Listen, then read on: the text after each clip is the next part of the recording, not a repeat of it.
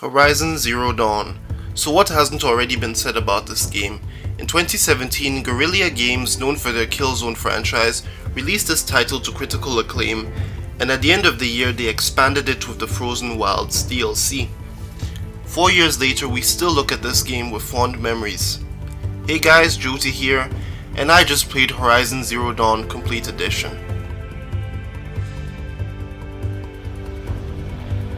It may not have been the crazy award-winning game that even redefined this genre, but Horizon created a new standard for open-world games by bringing that single-player polish and graphic fidelity mostly missing in that space at the time. The game has since been patched on both PS4 and PC, adding new things such as New Game Plus and additional difficulties, as well as fixing the PC version. As of releasing this review, Horizon is being given away for free as a complete edition on PlayStation via the Play at Home initiative. Not just the base game, but the whole experience. Kudos. Horizon takes place in the distant future, where Mother Nature has reclaimed most of what humanity built.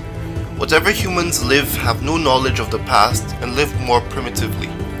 Spirituality is what governs their tribes and also helps them explain to themselves what they cannot understand from a technological standpoint.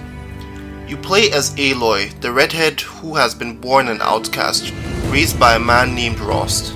She's curious about the world and wants to understand, so she looks at everything with an outside perspective and questions things easier than societies that grew up with these traditions. This is a great premises for the player, as Aloy is just as new to everything as the player is. At first it seems like it's a generic story with a bully and a father figure, but that is all moved aside as the story quickly opens up to show the grander unfoldings and makes Aloy have to travel to distant lands to achieve answers.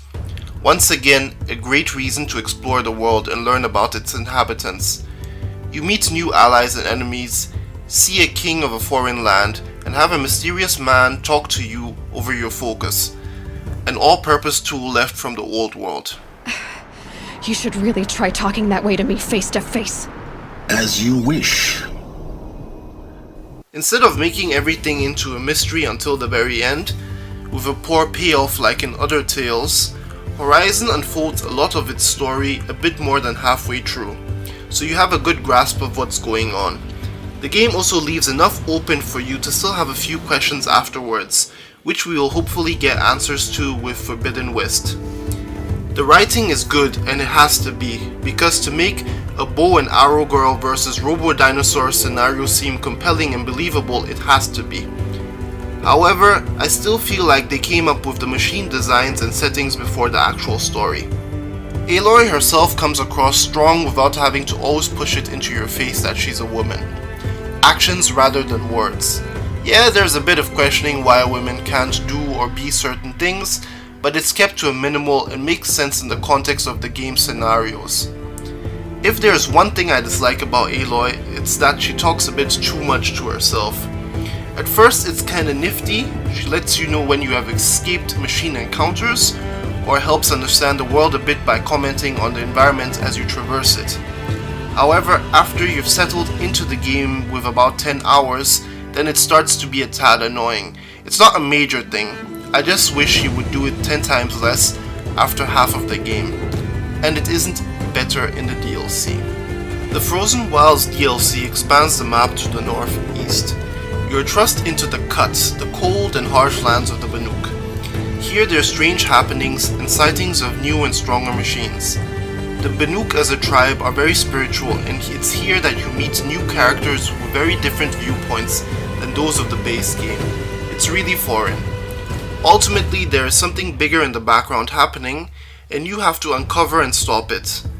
This tale is mainly self-contained, but also gives a bit of information that ties back into the main plot. Apart from that, the DLC also gives you new ways to play, which brings us to the gameplay. In Horizon, you traverse different lands all connected to one another. You also explore ruins left behind by the old ones that have little light puzzle elements and climbing elements. Occasionally you clear out bandit camps and have to defend yourself. Your primary weapon is a bow, that can be quite versatile with different kind of arrows. You also get traps and weapons that inflict status ailments such as freeze, burn, and electric shock.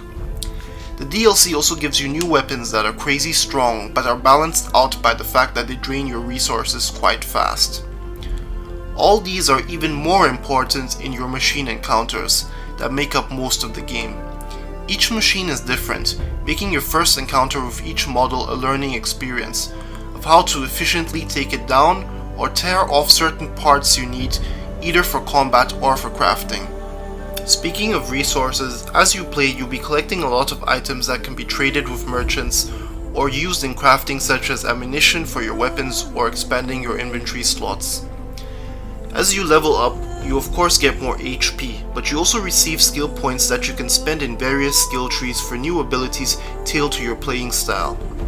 The max level was originally 50, with the DLC raising the cap to 60, on top of giving you a new skill branch with a much appreciated ability to disassemble resources for currency. Stealth works well, but it's a pseudo-stealth system, means that Aloy can't hide bodies. I don't really mind this. My minor gripe comes in that Aloy's head sticks out like a sore thumb in tall grass, shattering the immersions as your foes should be able to clearly see you, yet they can't. Ghost of Tsushima came down the line to do this better. Maybe Forbidden West, the upcoming sequel, can improve on this too. Apart from the main story, there are of course side quests. This is an open world game after all. These vary, some are quite good and lengthy, others are just simple fetch quests. The world doesn't have the Ubisoft syndrome of being very big with a lot of objective markers. Most markers are actually campfires and machine locations, so don't get confused. The world is big, but not too big, and feels dense enough and varied. It's really something, even 4 years down the line. Will we survive? Probably not. Now push. The game still looks and sounds amazing. It doesn't matter if you're traversing the world or fighting machines. In general, it was accepted till that point that open world games had to have compromises due to their scale. In other words, bugs and not looking as good as single player games. Horizon came around and changed all of that. You can clearly see that a lot of work went into making everything as believable as possible.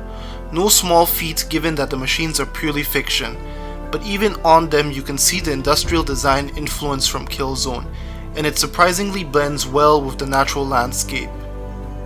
Cities and towns are also very different from one another. Especially the city of Meridian is a very impressive sight. This was also one of the first games alongside Uncharted 4 to support 3D audio via a patch. It does sound good even without that, and the sounds and the background music are good even in stereo. Joris Deman came back to compose the music again after Killzone 2 and 3, and damn, he did an awesome job here. What you're currently hearing in the background is Aloy's theme. The only nagging point about the presentation, at least on PlayStation, is the slightly low-res sky, especially during the day. It's not really a big deal, but given how great the game looks even today, the sky sticks out a bit. Due to having PS4 support, the game can also be played on the PS5 on a 4K TV thanks to checkerboarding. No remastered needed. The PC version, after a shaky launch, has been patched. It allows you to go beyond the 30 frames cap on PlayStation consoles to even 120 FPS and supports native 4K.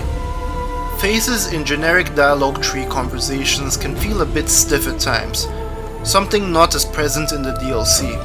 The DLC also has some other upgrades, like snow deformation, and Aloy has new animations when walking in deep snow.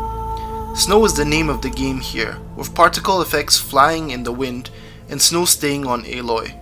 Who would have known that snow could look this good? But don't start thinking you're one of us. The bloody snowdrifts aren't accepting new hunters. Bloody snowdrifts? Horizon Zero Dawn, even after 4 years, is a game still well worth your time. It has a lovely world to look at and explore, plus an endearing protagonist and other characters to meet on your path through the game's story. The Frozen Wilds DLC adds more of what you loved about the base game, plus its own additions. If you haven't played it, then get it via the Play at Home initiative as of this review for free. If not, it's heavily discounted regularly on both the PlayStation Store and Steam Store, and also on the physical release for PlayStation. I had a lot of fun going through this one again, and I look forward to playing Forbidden West in the near future. So if you liked the video, leave a like. Consider sharing and subscribing because that helps me the most. This is your boy Jehuty, and I'll see you on the next I Just Played review.